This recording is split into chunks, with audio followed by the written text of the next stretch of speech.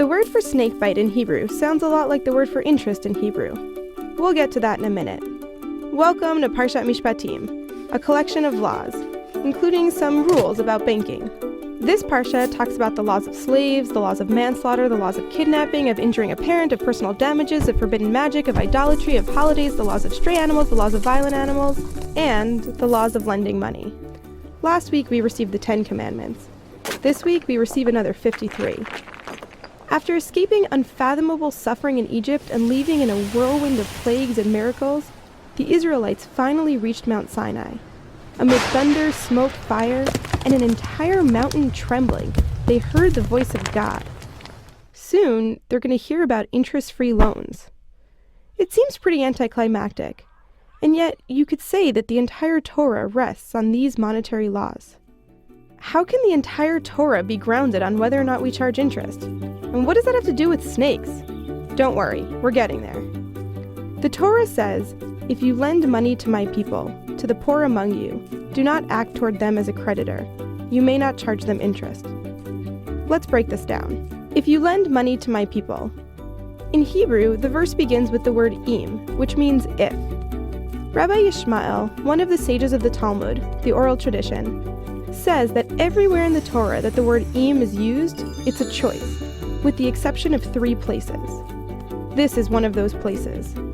It's not if we lend money, but when we lend money.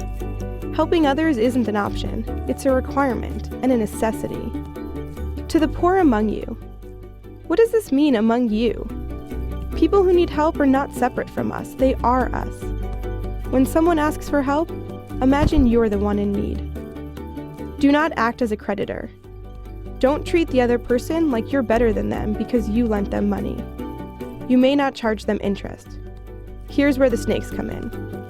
The word the Torah uses for interest is neshech.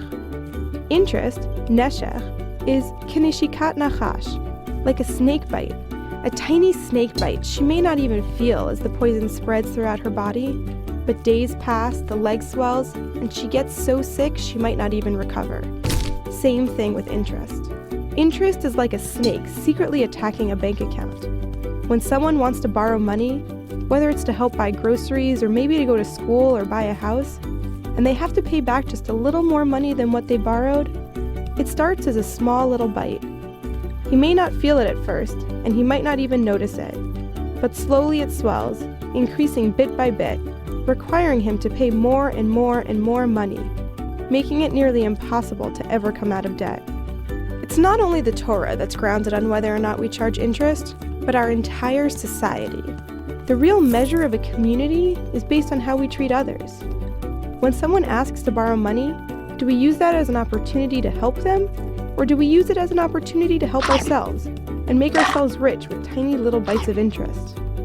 Because if we, who suffered in Egypt for hundreds of years, don't know how to show compassion, then we receive the Torah for nothing. We're no better than the Nachash.